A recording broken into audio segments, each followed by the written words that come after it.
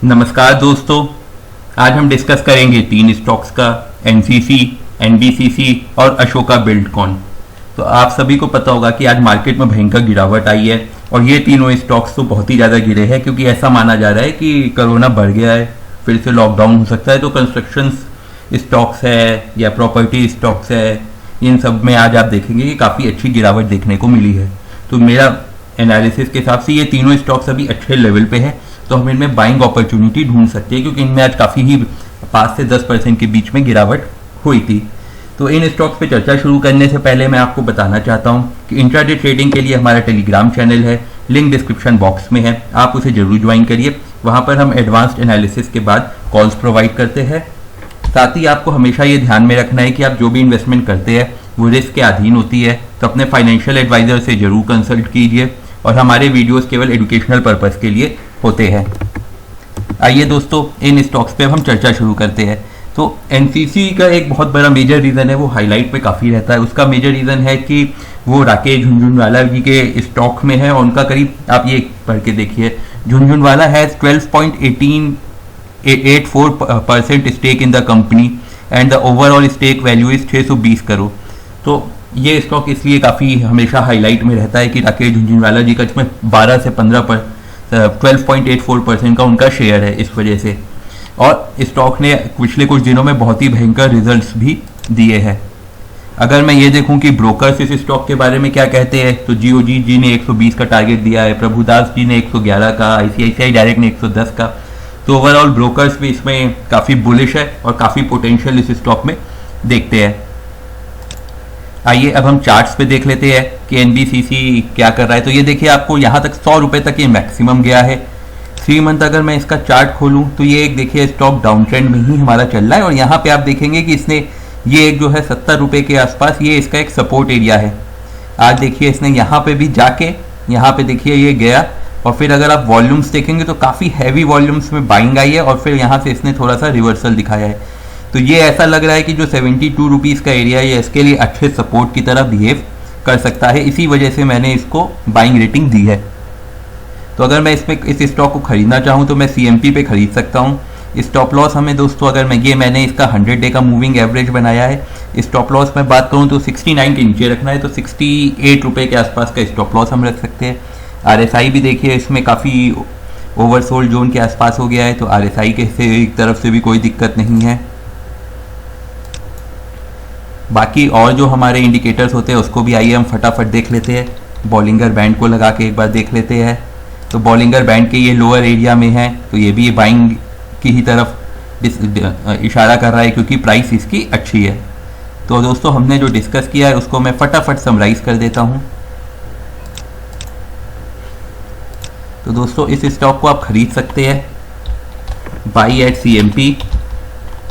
Stop loss इसमें हमें around 68-69 rupees के आसपास का स्टॉप लॉस लगाइएगा, जो कि 100 डे का मूविंग एवरेज है। और टारगेट दोस्तों जो इसमें हम लेके चल रहे हैं वो 100 रुपये के आसपास का लेके चल रहे हैं। उसके बाद आपको अगर और वेट करना है तो आप स्टॉप लॉस को ट्रेल करके आगे के टारगेट्स के लिए वेट कर सकते हैं। तो ये थी मेरी एनालिसिस एनसीसी को लेके। आइए अब हम एनबीसीसी को लेके देख के चल लेते हैं क्या न्यूज़ चल रही है।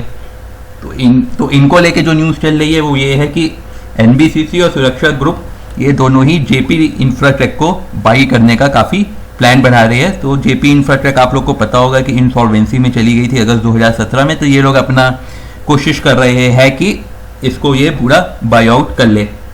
तो इनमें अभी जो सबसे बड़ी न्यूज़ है वो यही है, और अगर इसने ऐसा कर लिया तो काफ़ी उम्मीद है कि एनबीसीसी के शेयर काफ़ी भाग सकते हैं अगर इनकी बिड सक्सेसफुल हुई तो। आइए अब हम चार्ट्स पे देख लेते हैं एनबीसीसी को। तो दोस्तों इसके लिए मैंने 50 डे का मूविंग एवरेज लगाया है और ये एक ट्रेंड लाइन भी बनाई है। तो ये देखिए 50 डे का ये ट्रेंड लाइन और ये 50, अभी ये देखिए स्टॉक अपने एग्जैक्टली 50 डे के मूविंग एवरेज पर ही खड़ा है और उसके नीचे ये बहुत ही काफ़ी टाइम से उसके नीचे गया नहीं है नवंबर के बाद से। तो हाई चांस, और यहाँ पे एक बार, 2 बार, 3 बार ये 50 डे का मूविंग एवरेज सपोर्ट की तरह भी बिहेव कर चुका है। तो आप इसको करंट प्राइस पे खरीद सकते हैं। स्टॉप लॉस में देखिए ये ट्रेंड लाइन और यहाँ पे जो इसने थोड़ा सा रेजिस्टेंस फेस किया था वो दोनों करीब 38 रुपये के 37 के आसपास मिल रही है। तो आप 37 रुपीज़ के आसपास का स्टॉप लॉस लगाइएगा इसमें।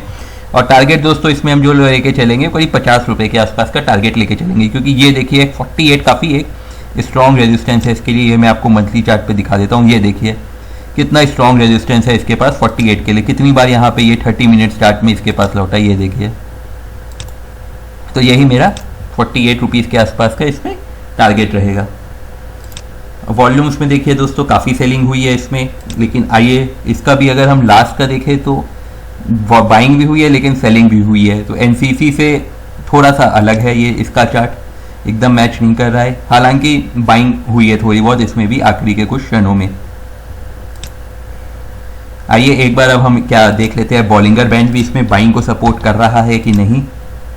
तो ये देखिए दोस्तों ये तो बॉलिंगर बैंड के थोड़ा सा नीचे ही चला गया है, तो इसका मतलब इसका जो सपोर्ट था बॉलिंगर बैंड का वो टूट गया है। तो इस चीज़ को थोड़ा सा ध्यान में रखिएगा। तो जब पॉजिटिव मोमेंटम आपको मिले आप तभी इस स्टॉक को खरीदिएगा। तो हमने जो डिस्कशन किया है दोस्तों उसको मैं एक बार फटाफट समराइज कर देता हूं आपके लिए। तो इस स्टॉक को दोस्तों आप बाई एट CMP कर सकते हैं। स्टॉप लॉस आपका इसमें जो बढ़िया रहेगा वो 36.5 के आसपास का आप लगा सकते हैं, क्योंकि वहाँ पे दो ट्रेंड लाइंस का आपको सपोर्ट मिल रहा है। एक रेजिस्टेंस का सपोर्ट में, एक रेजिस्टेंस जो है जो कि हो सकता है सपोर्ट की तरह बिहेव करे, और एक ट्रेंड लाइन है। और टारगेट दोस्तों हम इसमें जो लेके चलेंगे वो 48 से 50 के बीच में लेके चलेंगे। तो ये थी दोस्तों मेरी एनालिसिस NBCC को लेके। आइए अब हम अशोक बिल्डकॉन को देख लेते हैं। तो 11 अप्रैल के हिसाब से लोगों ने कहा है कि इसमें करेक्शन हो सकता है फंडामेंटल एनालिसिस के हिसाब से भी। तो यहाँ पे price correction on the cards as slow order intake and other factors do not bode well. तो लोगों ने अपनी अपनी एनालिसिस की है, तो उसकी वजह से उन्होंने कहा है कि इस स्टॉक में गिरने की चांस ज़्यादा है। और अगर हम देखेंगे तो उन्होंने प्रभुदास जी ने कहा है कि फोर्थ क्वार्टर की इसकी जो अर्निंग्स है नेट प्रॉफिट 132 करोड़ की करेंगे, जो कि 19.4% कम होने की उम्मीदें है। भले ही 54% भले ही अप हो जाएगा quarter on quarter, but overall year on year में ये उम्मीद कर रहे हैं कि ये गिरेगा। तो ये अर्निंग्स बिफोर टैक्स एबिटा इनकी रहेगी, वो भी ये कह रहे हैं कि 21% के आसपास गिर सकता है, तो जो कि बहुत अच्छी न्यूज़ नहीं है। प्लस कोरोना भी काफ़ी बढ़ गया है, तो इस स्टॉक में डबल मार पड़ रही है। और लेकिन यहाँ पे भी देखिए NIF की ये अभी की आज ही की न्यूज़ है, NIF में but may by part of Ashoka's road assets. तो जो भी इनके प्रोजेक्ट्स है उसको थोड़ा बहुत NIF खरीदने का प्लान बना रहा है। कैसे डील होगी क्या होगी वो नहीं पता, बट देखते हैं क्या होता है। इसका फिर क्या इम्पैक्ट पड़ेगा वो हमें आने वाले दिनों में पता चलेगा। लेकिन अगर मैं देखूं ब्रोकर्स इस स्टॉक को लेके बुलिश है कि नहीं है, तो काफ़ी बुलिश है। GFC 175, प्रभुदास जी ने 160, मोतीलाल ओसवाल 145, शेर खान 125। तो ओवरऑल 125 तक भी ये नहीं गया, यहाँ 120 तक गया था, फिर वहाँ से ये रिटर्न होके आ गया। और कुछ टाइम से ये स्टॉक आपका डाउन ट्रेंड में चल रहा है। और आज देखिए ये स्टॉक भी अपने सपोर्ट पे खड़ा है, जो कि 86 रुपये के आसपास का है। अगर हम एकदम शॉर्ट टर्म में देखेंगे तो इस स्टॉक ने भी एंड में थोड़ी सी बाइंग दिखाई है अच्छी वॉल्यूम्स में। तो इस स्टॉक को भी आप करेंट प्राइस पे खरीदने के बारे में सोच सकते हैं।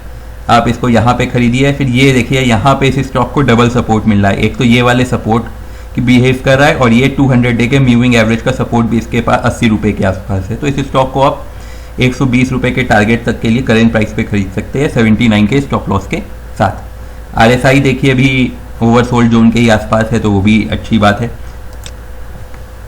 बॉलिंगर बैंड्स को एक बार हम देख लेते हैं दोस्तों। तो बॉलिंगर बैंड्स के भी ये लोअर एरिया से थोड़ा सा नीचे है, ये चीज़ थोड़ा सा वैसी है। बाकी MACD क्योंकि स्टॉक इतना गिरा है तो आपका ये बियरिश ही चलेगा।